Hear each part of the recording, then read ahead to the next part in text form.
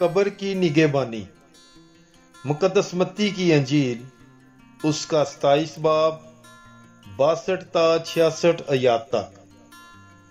दूसरे रोज जो तैयारी के बाद का दिन है, सरदार कहनों और फरीसियों ने पिलातुस के पास जमा होकर कहा, ऐ खुदावंद, हमें याद है कि उस दगाबाज ने अपने जीते जी कहा था कि मैं 3 दिन के बाद जी उठूंगा।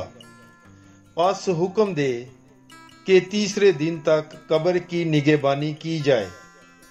ऐसा न हो कि उसके शागिर्द आकर उसे चुरा ले जाएं और लोगों से कहें कि वो मुर्दों में से जी उठा है, तो ये पिछला फरेब पहले से भी बदतर होगा।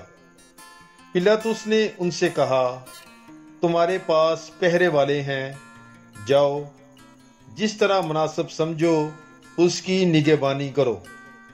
उन्होंने जाकर उस पत्थर पर मोहर कर दी और पहरा बिठाकर कब्र की निगहबानी की।